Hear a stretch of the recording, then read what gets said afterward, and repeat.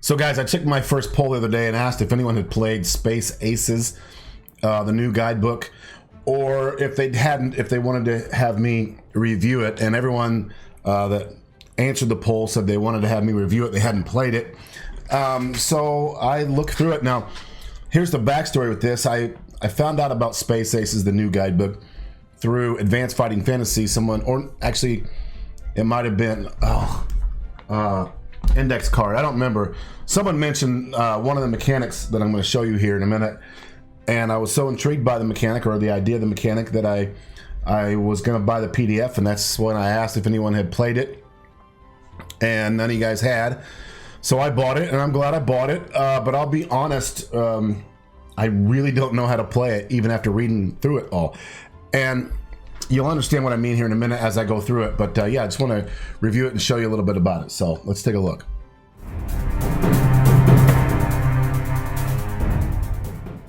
All right, so you can pick this bad boy up on drive-through, $7.99, and you get like a number of different things. You get some sheets, character sheet, a blank sector map PDF, and you'll get the guide. So let me just say right off the bat, this thing looks great.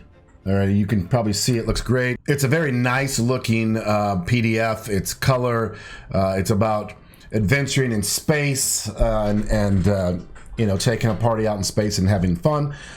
What it really is, though, I think, and it's the reason it's got me kind of twisted, is it's really kind of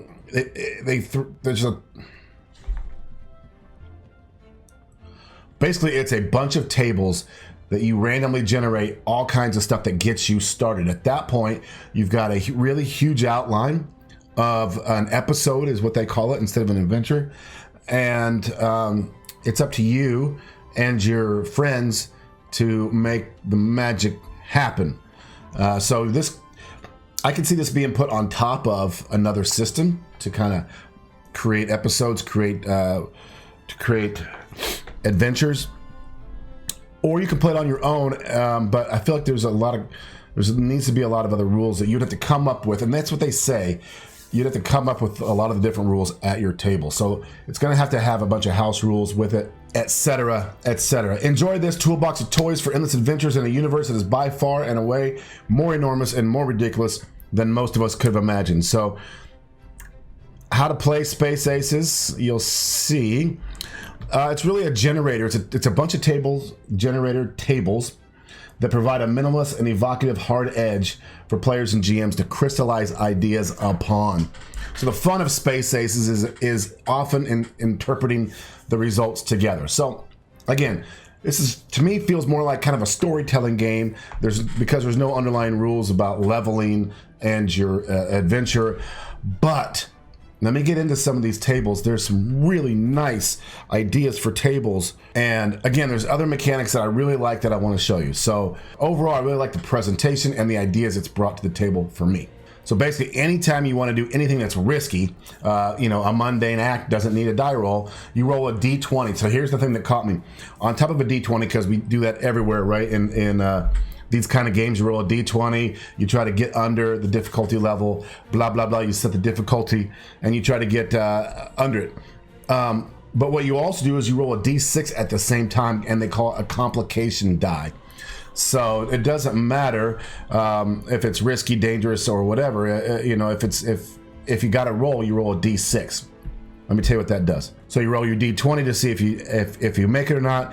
Whether you make it or not, the complication D6 comes in, and this is what I'm going to institute this into my Advanced Fighting Fantasy game party, because I like it. So D6 allows for a major or mixed results and stakes mitigation. So even if I succeed with my D20 roll, I'm rolling a D6, and if I get a 1 or a 2, even if I succeeded in whatever it is I'm doing, let's say I'm trying to bash open a door, and I roll my D20 and I get under it and I succeed, I'm still rolling a D6. If I roll a 1 or a 2, something happened. So I would probably determine if you roll a 1 or 2, you know, speaking in D&D type realm or advanced fighting fantasy realm, I'd probably have to have some other table that I'll create where there's a cost to your success. You may have success, but you may have hurt your shoulder. You may have lost a hit point.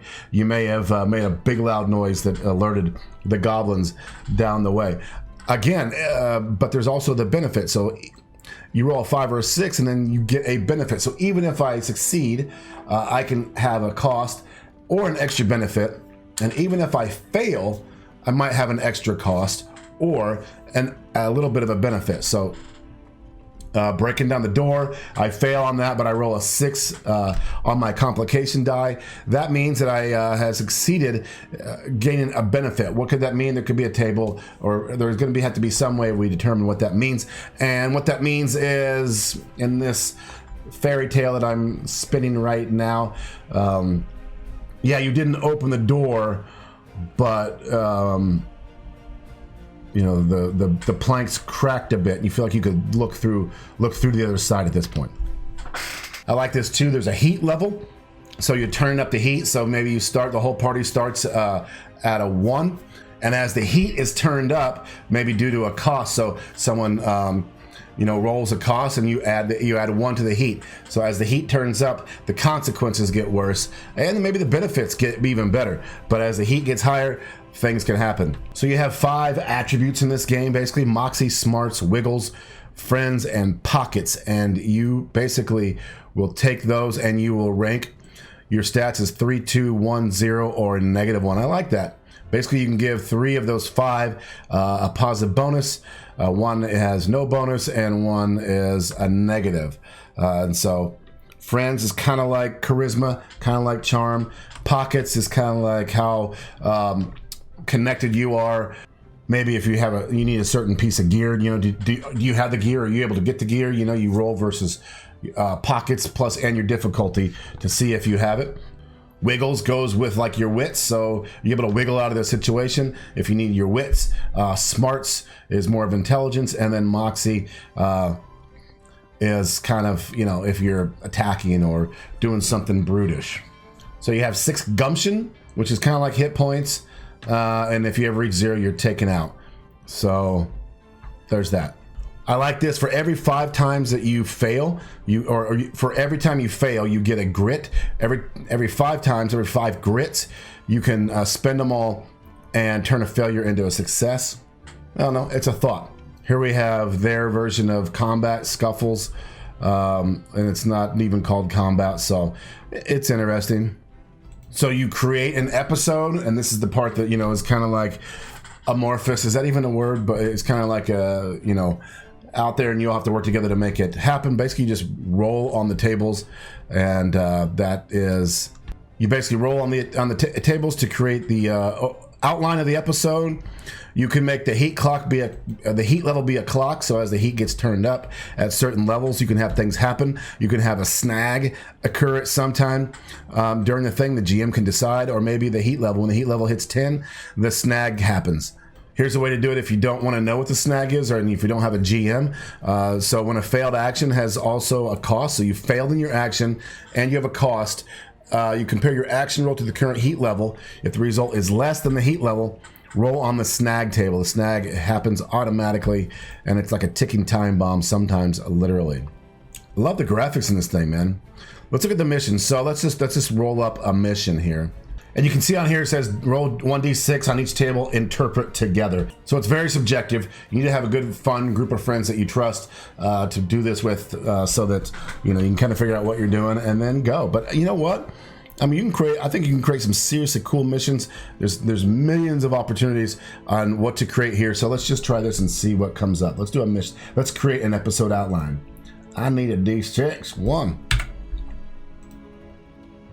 All right, I rolled a 3. So the Stellar Alliance that wants to stop oppression has hired us, maybe, to retrieve. I rolled a 6. So I'm not gonna tell you what I rolled. I was gonna talk about what the results are. To retrieve or infiltrate. Let's say to infiltrate. That just sounds more fun. Infiltrate location. What are they trying to get? They're trying to us to discover or a beast. Oh, there's a beast. We have to. The objective is a beast monster.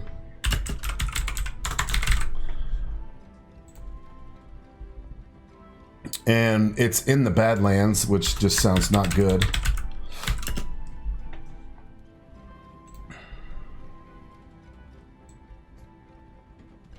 We have to infiltrate the archive.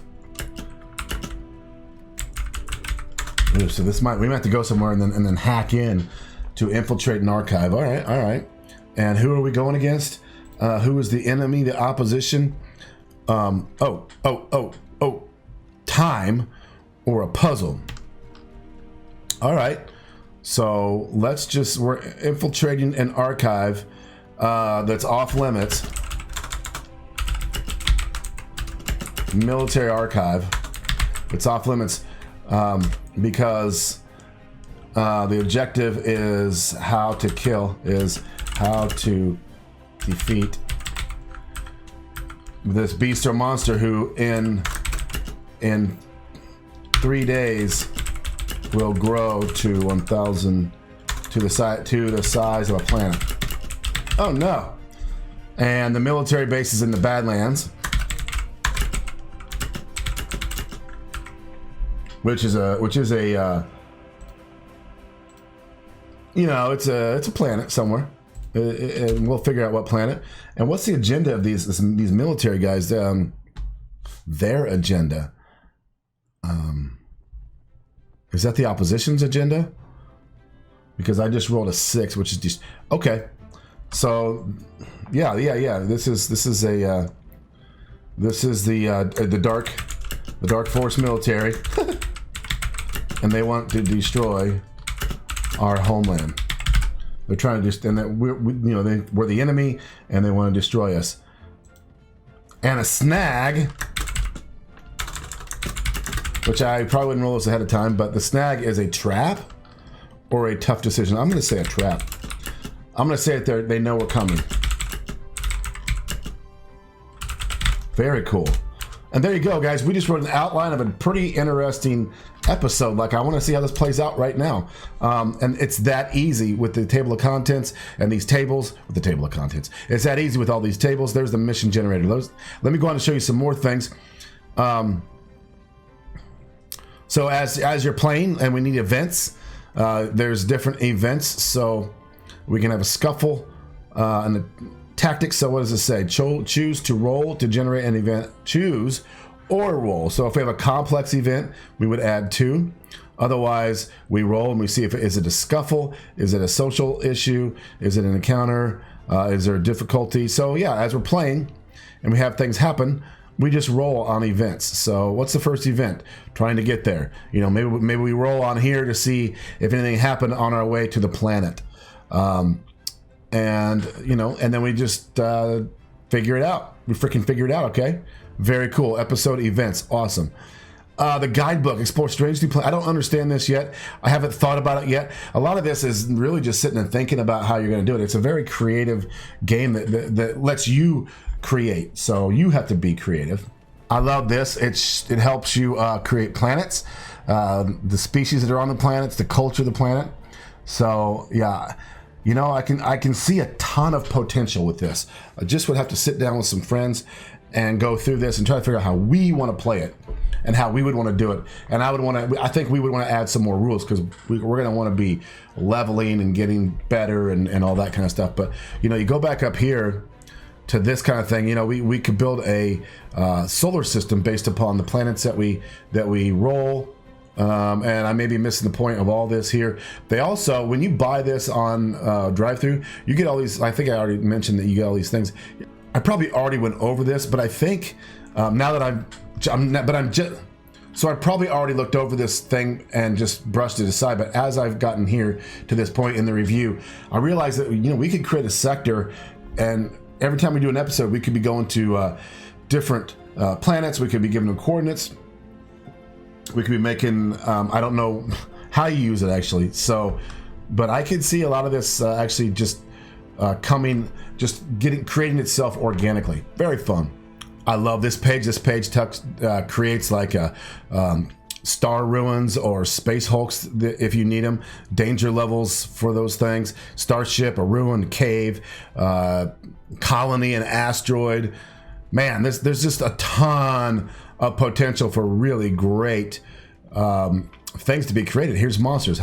Let's create some monsters. A reptilian, a cephalopod, cephalophanophilis. And look at the graphics, man. This is a great graphics. Oh yeah, so here's how you create some starships. Man, fun.